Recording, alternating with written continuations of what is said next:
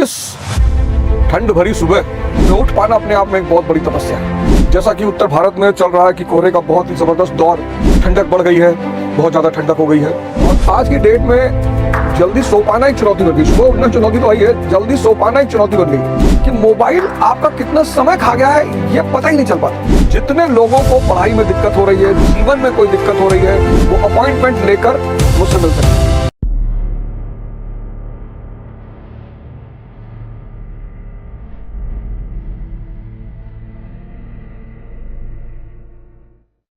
जैसा कि उत्तर भारत में चल रहा है कि कोहरे का बहुत ही जबरदस्त दौर, ठंडक बढ़ गई है, बहुत ज्यादा ठंडक हो गई है और मैंने आपसे कहा है कि नए साल पर 6 महीने कम से कम इस योग और ध्यान ज्ञान का जो सेशन है, जो मैं एक्स्ट्राऑर्डिनरी के नाम से चलाता हूं, आधी से ज्यादा दुनिया सो रही होगी। ये बड़ी अच्छी बात है कि बहुत सारे लोग सुबह उठ जा रहे हैं और सर नींद आ रही है, क्या करूं? भगा दो, कोई आता है और अगर तुम उसे नहीं एंटरटेन करना चाहो तो भगा दो। नहीं, कभी कभी होता है कि आप अगर देर में सोए हैं, भाई बॉडी क्लॉक तो अपनी नींद को पूरा करेगी ही करेगी, वो तो उसे करना ही करना है। और आज की डेट में जल्दी सो पाना एक चुनौती बन गई। सुबह उठना चुनौती तो आई है, जल्दी सो पाना एक चुनौती बन गई है। अगर आप जल्दी सो रहे हैं, मतलब शायद ही कोई व्यक्ति होगा जो 9 बजे रात में सो जाता होगा या 10 बजे सोता होगा। मतलब एक आम प्रक्रिया बन गई है, एक आम प्रक्रिया बन गई है कि 11-12 तो मतलब एक आम आदमी सोने जा रहा है। कोई मानने को तैयार ही नहीं कि भैया 9 बजे भी सोया जा सकता है। और जब तक आप सुबह 9 बजे नहीं सोएंगे, मतलब रात में 9 बजे नहीं सोएंगे, तो 4 बजे उठने की संभावना बहुत कम है। पहले गांव में, मुझे अच्छी तरह याद है, अभी तो ठंडक का दौर चल रहा है, पहले गांव में मतलब अंधेरा हुआ, लोग खाना खाए और सो गए।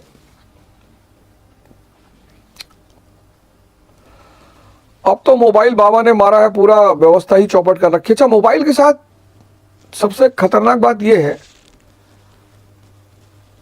कि मोबाइल आपका कितना समय खा गया है यह पता ही नहीं चल पाता। जितने लोगों को पढ़ाई में दिक्कत हो रही है, जीवन में कोई दिक्कत हो रही है, वो अपॉइंटमेंट लेकर मुझसे मिल सकते हैं। जीवन में उलझ गए हैं। मेरा ऑफिस B33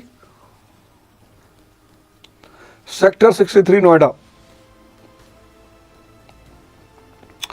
सेक्टर 63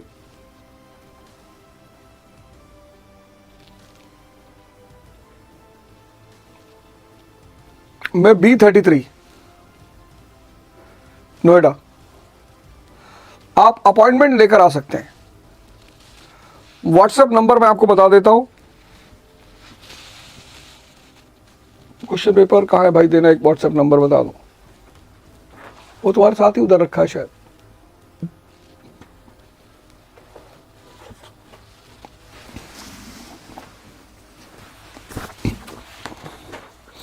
(9217046898). जिसको भी लगता है कि यार फंस गई जिंदगी, पढ़ाई नहीं हो पा रही है, दिशा नहीं मिल रही है, तो आप अपॉइंटमेंट लेकर ऑफिस आ सकते हैं। बिना अपॉइंटमेंट आएंगे तो आपसे मुलाकात नहीं हो पाएगी, ये श्योर है। फिर रोइएगा मत। जिंदगी में जो सबसे इंपॉर्टेंट चीज है ना, सबसे इंपॉर्टेंट, वो है डायरेक्शन, दिशा। इतिहास पढ़ने का सबसे बड़ा फायदा यही हुआ कि उसमें 2 चीजें दिखाई पड़ी। मतलब आप अगर इतिहास पढ़े होंगे, 10 तक तो लगभग सभी लोग पढ़े होंगे, तो इतिहास में 2 चीजें दिखाई गई। एक, साम्राज्य निर्माता आमतौर पर बहुत ही सामान्य घर से, आप चंद्रगुप्त मौर्य को ही ले लें, परिवार का ही पता नहीं, इतने बड़े मौर्य साम्राज्य का संस्थापक।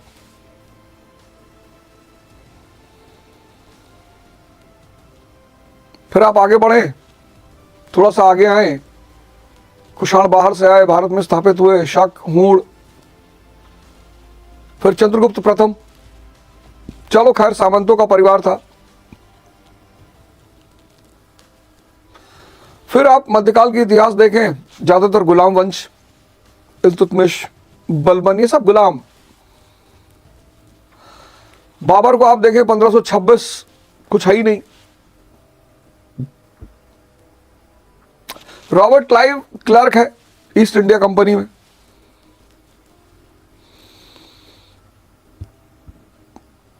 लाल बहादुर शास्त्री के पास इतना पैसा नहीं है कि वो नाव वाले के पैसा देकर नदी पार करके पढ़ने चले जाए।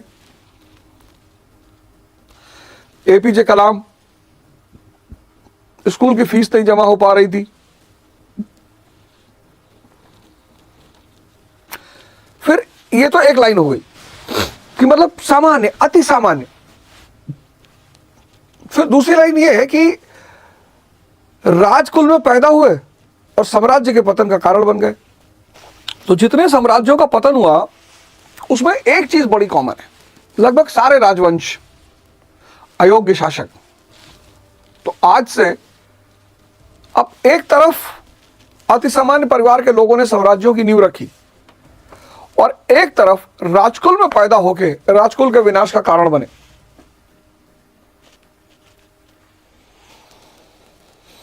इस चीज ने इतना प्रभावित किया, इतना ज्यादा, कि क्या वजह है, क्या दो फैक्टर है जो इंसान को इतना ताकतवर बना देते हैं। तो भगवान ने दो चीजों पर अपनी मोनोपोली रखी है।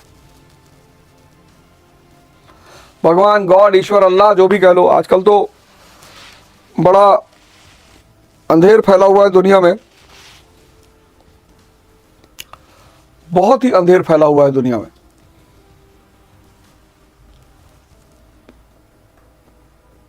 तो भगवान ने दो चीजों को अपनी मोनोपोली बना रखी है और जिसको दे देता है उसकी तकदीर बदल जाती है। क्या है वो दो चीजें? एक साहस, एक समझ। समझ बिना साहस के अनाथ है और साहस बिना समझ के अनाथ है। आपके पास समझ है लेकिन आप खतरा नहीं लेना चाहते तो भी बेकार है, कोई खतरा तो लेना ही पड़ेगा। और आपके पास साहस है लेकिन समझ नहीं, तो आप अनावश्यक खतरा लेके मर जाएंगे। हाँ, और तो ये जो साहस और समझ है, यही है दिशा। जब आप गुरु के पास जाते हैं तो ये दो चीजें विकसित होती हैं और उसमें ध्यान की बड़ी भूमिका होती है। ध्यान तो आज अपरिहार्य है। 1960 में कंपलसरी नहीं था, 70 में, क्योंकि माया इतनी स्ट्रांग ही नहीं थी। लेकिन आज जो लोग ध्यान नहीं करेंगे, मतलब उनका जीवन ही नरक हो जाएगा।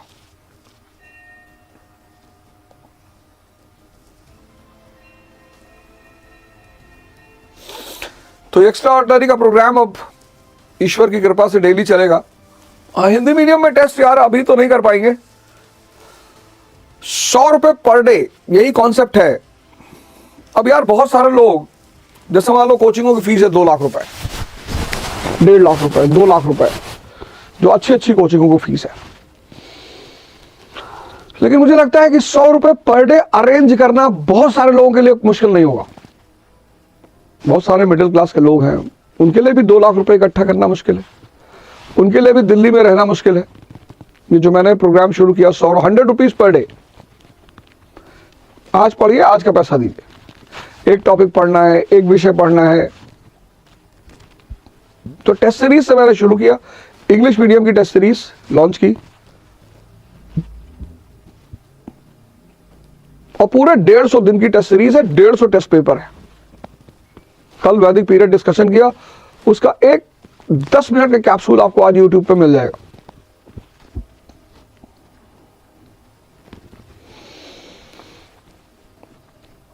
डेढ़ 150 दिन अपने आप को डिजाइन कर लेना, मतलब शेड्यूल कर लेना, डिसिप्लिन कर लेना। सिर्फ एक उद्देश्य है, डायरेक्शन और डिसिप्लिन, कि आपको डायरेक्शन मिल जाए कि इस चैप्टर में क्या पढ़ना है, कैसे पढ़ना है, क्वेश्चन कैसे बनते हैं, और 150 दिन की डिसिप्लिन हो जाए कि अगले 150 दिन, अब तो 149 एक हो चुका, 149 डेज आप डिसिप्लिन होकर काम कर सके। जून से क्लासेस शुरू होंगी, वो भी 100 रुपीज पर डे। कोई जरूरत नहीं तुरंत 2 लाख रुपए लेकर आने की। 100 रुपीज पर डे। कोई डर भी नहीं कि यार मेरा पैसा डूब जाएगा, सिलेबस पूरा नहीं होगा, ये नहीं होगा, वो नहीं होगा। 100 रुपए पर दिन दीजिए, पर दिन पढ़िए।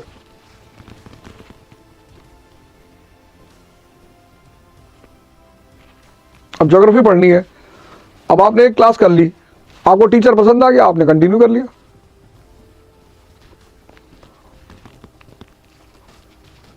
जो कोचिंग है उनमें कुछ चैलेंजेस हैं। पहला चैलेंज है कि आप 2.5 लाख रुपए दो, दिल्ली में रहो, 10 टीचर में 2 टीचर आपको समझ में आए, 8 नहीं आए, लेकिन चूंकि आप पैसा दे चुके हो तो आपको पढ़ना है। ये 100 रुपए पर डे में ऐसा कोई प्रोजेक्ट नहीं होगा, आपकी चॉइस। आपको दिल्ली में नहीं रहना है, बेहतरीन टीचर, मतलब दिल्ली के जो सबसे टॉप क्लास के टीचर है वो आपको पढ़ाएंगे, और वो आप देख सकते हो।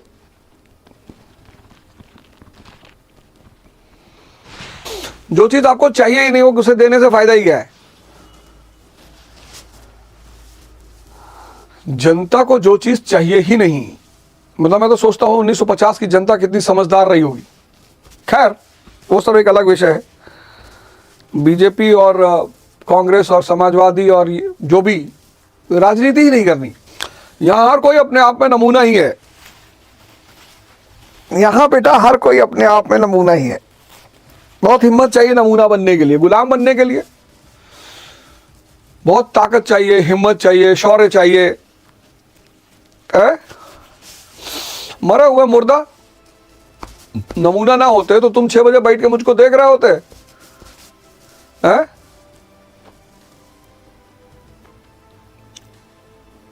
अगर तुम्हारी तरह ही होते तो तुम हमको बैठ के देख थोड़ी रहे होते। तुम बैठ के देख रहे हो। बहुत साहस चाहिए, हिम्मत।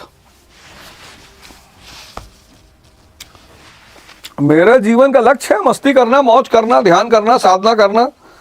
9217046989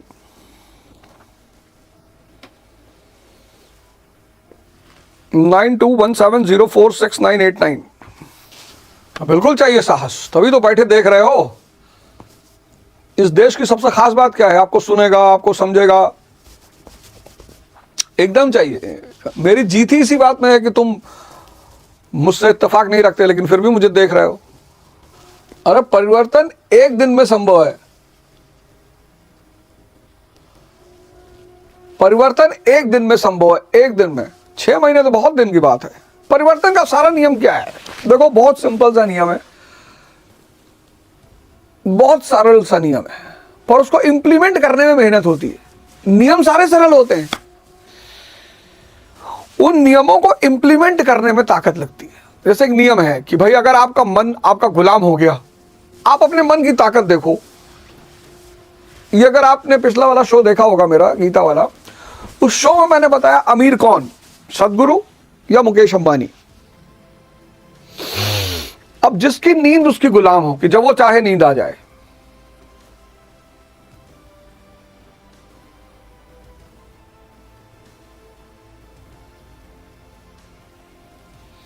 जिसके कर्म उसके गुलाम होगी, वो जो चाहे। भाई 98% स्टूडेंट्स हैं, पढ़ना चाहते हैं 6 घंटा, योग करना चाहते हैं, ध्यान करना, कर ही नहीं पा रहे। नियम सबको पता है, लेकिन इंद्रिय विषय संयोग को तोड़ पाना, वो भी आज के युग में,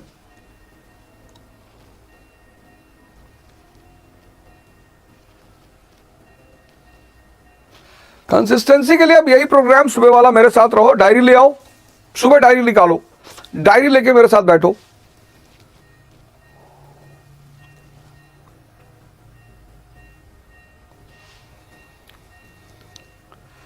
डायरी लेके मेरे साथ बैठो और पूरे दिन का शेड्यूल बनाओ।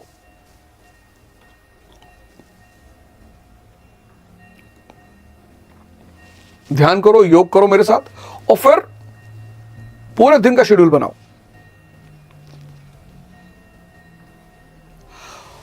और धीरे धीरे और छोटे छोटे शेड्यूल बनाओ। जैसे मान लो तुम्हारी पढ़ाई नहीं हो पा रही तो शेड्यूल बनाओ कि आज मुझे 3 घंटे पढ़ना है। ये तुरंत शेड्यूल मत बनाओ कि आज मुझे 15 घंटा पढ़ना है, 10 घंटा मत करो। छोटे छोटे शेड्यूल बनाओ कि आज मुझे 3 घंटा पढ़ना है। अब 3 घंटा एक छोटा शेड्यूल है, पूरा हो गया तो 2 घंटे और पढ़ लो। जब तुम 10 घंटे का शेड्यूल बना के 2 घंटा पढ़ते हो तो डिप्रेशन पैदा होता है, और जब तुम 3 घंटे का शेड्यूल बना के 5 घंटे पढ़ते हो तो उत्साह पैदा होता है। और ये छोटे छोटे उत्साह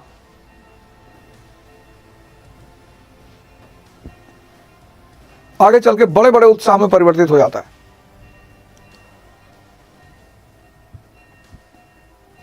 तो परिवर्तन का नियम बहुत आसान है, परिवर्तन के नियम को इंप्लीमेंट करना बहुत मुश्किल है।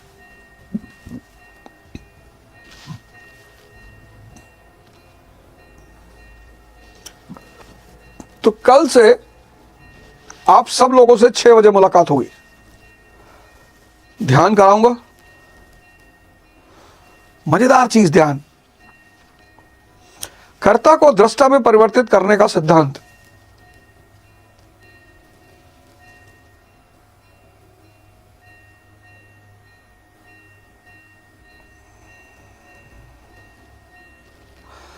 मैं क्षमा चाहूंगा इस लाइन के लिए।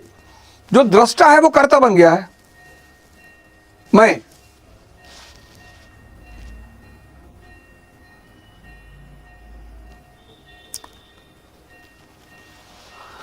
तो कल सुबह से हम लोग मिलेंगे 6 बजे, बढ़िया नहा धो के। इस ठंडक में नहाने का सुबह जो मजा है,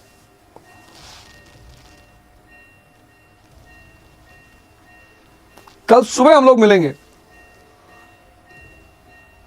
और 1 घंटा योग और ध्यान और ज्ञान।